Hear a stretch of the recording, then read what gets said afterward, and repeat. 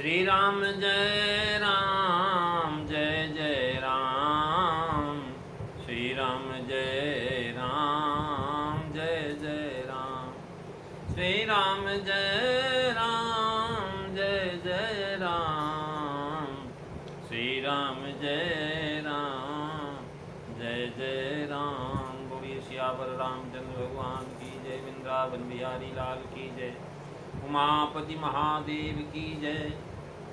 पवन सुत हनुमान की जय। सब संतन की जय, सब भक्तन की जय। सच्चिया जोता वाली माता तेरी सदा ही जय। बोल सनातन धर्म की जय। सद्गुरुदेव महाराज की जय।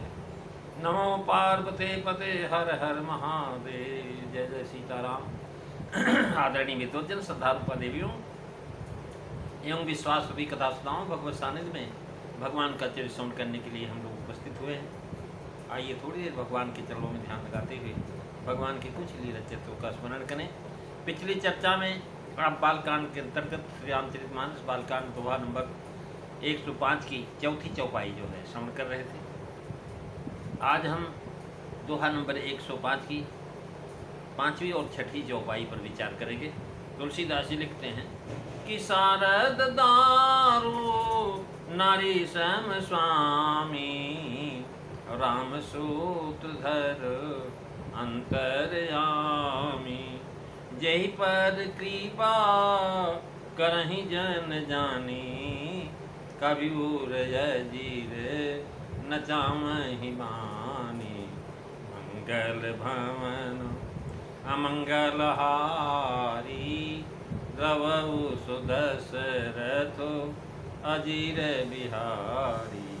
श्री राम जय राम जय जय राम। श्री राम जय राम जय जय राम। महाराज साधारण अर्थ चौपाई का है कि महाराज सरस्वती कठपुतली के समान अंतर्यामी प्रभु श्री राम जो स्वामी हैं ये महाराज सूत्रधर है, कठपुतली नचाने वाले। और जो है अपना जन जिसको जानते हैं, जिस कवि के ऊपर भगवान की कृपा हो जाती है उसके हृदय में महाराज उस सरस्वती रूपी कठपुतली को भेज देते हैं और वही से जो है उसको नचाते हैं। वाणी जो महाराज आंगन में नापने रखती है हृदय के, कवि के हृदय आंगन में वाणी को नचा देते हैं भगवान। कहे शारद दारो नारी सम स्वामी। कठपुतली का स्वामी होता है महाराज जो उसे सूत्र पकड़ करके नचाता है। और यहाँ श्री राम जी शारदा के स्वामी हैं, अंतर्यामी रूप से उसे नचाते हैं। तात्पर्य है कि अंतर्यामी रूप श्री राम जी शारदा के स्वामी हैं, शारदा को भी प्रेरित करते हैं। दाशरथी श्री राम जी एक पत्नी पर सीता जी के स्वामी हैं, इसी से अंतर्यामी रूप पृथक कहा। महाराज वो राम जी नहीं है जो सीता के पति हैं, ये अंतर्यामी राम है जो घटघटवासी है। ये वाणी महाराज जड़ है और इस जड़ वाणी को महाराज प्रेरणा देने वाले भगवान अंतर्यामी हैं। और जब कठपुतली रूपी सरस्वती वहाँ आती है तो वाणी से को कठपुतली के समान कहा महाराज। कत विषय करन कहूँ जीव सचेता और सकल एक ते एक सचेता। सब कर परम प्रकाशक जोई राम अनादि अवधपति सोई। स्वामी कहकर के ये भी जनाया कि महाराज मेरे स्वामी सरस्वती के नचाने वाले हैं, अतः मुझ पर कृपा करके उसे अच्छी तरह से मेरे हृदय में, हृदय रूपी आंगन में महाराज नृत्य करवाएं ताकि हमारी कविता मधुर बने। वही नचावे के अंतर्जामी का भाव यह है कि कठपुतली को नचाने वाला छिप कर बैठता है, सूत्रधर कठपुतली की महाराज नचाता है, लेकिन दर्शकों को देखता रहता है कि कौन देख रहा है। श्री राम जी अंतर्यामी रूप से वाणी को नचाते हैं, ये भी छिपे बैठे, अंतर्यामी रूप देख नहीं पड़ता है। उमादार जोशित की नाई सबे नचावत राम गोसाई। जितने भी जीव महाराज जैसे कठपुतली नचती है वैसे ही जीव सारे के सारे नाच रहे हैं। हम सब लोग महाराज वो भगवान के कठपुतली की तरह से नाच रहे हैं। इन चौपाई में ग्रंथकार ने महाराज श्री राम जी का अंतर्यामी रूप से सबको नचाना कहा है। भगवान राम ही सबको अंतर्यामी रूप से नचाते रहते हैं। गीता में भी कहा ईश्वर सर्वभूतानां हृदय से जो तिष्ठति भ्राम्यन् सर्वभूतानि यंत्राणारूपाणि या माया कर कृपा प्रभुति। श्री राम जय राम। अर्थात श्री शरीर रूप यंत्र में आरूढ़ हुए संपूर्ण प्राणियों के अंतर्यामी परमेश्वर अपनी माया से उनके कर्मों के अनुसार महाराज भ्रमाता हुआ सब प्राणियों के हृदय में स्थित रहते हैं भगवान। और ईशस्य ही बसे लोके ऐशाम दारुमयी यथा। अर्थात कठपुतली के समान यह संपूर्ण लोक ईश्वर के वशीभूत है। यहाँ नचाने वाला, नाचने वाला और नाचने का स्थान ये महाराज तीनों उत्कृष्ट। राम जी ऐसे नचाने वाले हैं, शारदा ऐसी कठपुतली, और जो है महाराज मनुष्यों का हृदय आंगन ही जो है महाराज उनका नाचने का स्थान।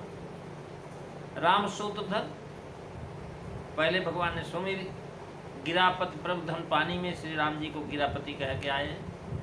अब उसी अर्थ को यहाँ पुनः ज्ञापक हेतु द्वारा युक्ति से समर्थन किया है। अर्थात वाणी के सूत्रधर और उसे नचाते हैं।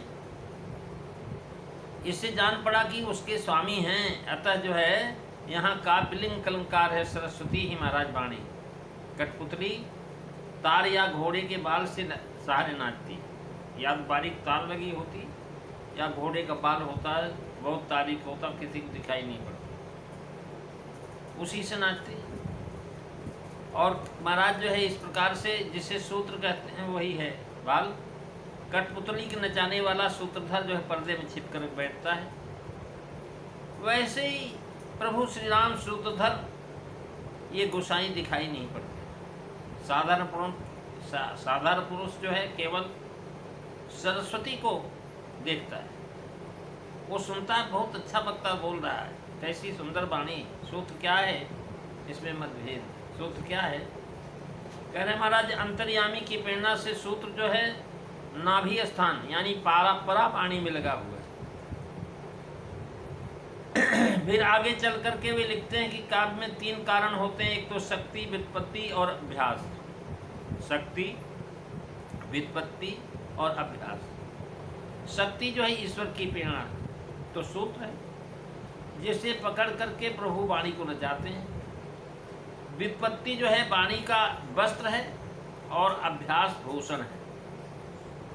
जैसे भूषण वस्त्र से कठपुतली को नाच अच्छा लगता है, अगर ऐसे कठपुतली नचाए तो मज़ा नहीं आएगी, लेकिन उसके साड़ी वगैरह पहनी होगी, बढ़िया श्रृंगार किया होगा तो बहुत अच्छी लगेगी, तो अच्छा लगता है। वैसे ही व्युत्पत्ति, अभ्यास और शक्ति से प्रकट वाणी जो होती है वो कवि की वो सारी की सारी बड़ी पसंद होती है। वाणी 5 प्रकार की है। एक तो अतिपरा, दूसरी है परा, तीसरी है पश्चंती, चौथी है मध्यमा, 5वीं है पैखरी। करें क्रम ते बाणी पंच है, लखो पैखरी माच, तुलसी पश्चंती परा, परा परा परमाच, मंगल भवन अमंगल हारी, द्रवऊ सुदशरथो अजीर बिहारी। श्री राम जय राम, जय जय राम, श्री राम जय राम, जय जय राम। महाराज सब वाणियों की जो महाराज कारण है वो अतपरा है, उसका स्थान शिखा है। महाराज ये अतपरा वाणी है। वही वाणी नाभि में आने से परा कहलाती। जब वहाँ से शिखा से आपके जो है नाभि में आ गई तो महाराज ये परा वाणी हो गई। अतिपरा परा, अतिपरा जो है महाराज दिखा जो है नीचे आएगी नाभि में, तो और परा जो है महाराज जो है कंठ जो है नाभि में है। अब कह रहे हैं कि वही वाणी नाभि में आने से परा कहलाती और उस वाणी का सूत्र जो है ब्रह्म है।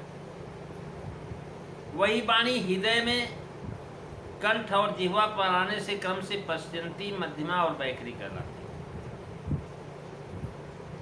उनके सूत्र तत्व जो है महाराज रजोगुणी, तमोगुणी महाराज जो है सूत्र तत्व है रज, सूत्र जो है सत्य, रज और तम। वही वाणी महाराज कह रहे हैं कि अतिपरा के कारण श्री राम जी, और अतएव उनको सूत्रधर कहा। और जानकी समझी लिखते हैं महाराज रज तम है, अतिपरा के कारण श्री राम जी हैं। वाणी चार है वैसे, परा, पश्चिंती, मध्या, बाखरी, यानी जो हृदय में बसती और सर्वगुणों से रहित है। पश्चिंती हृदय के शिरोभाग में रहती है और सात्विक गुण संयुक्त, मध्यमा कंठ में रहती है और वैखरी मुख में रहती है, विराजती है। ये क्रमशः राजस तामस युक्त हैं। तीनों सूत्रों के सतोगुण, रजोगुण, तमोगुण, ये तीन सूत्र धर जो हमारा बिंद रूपा श्री जनक नंदिनी जी,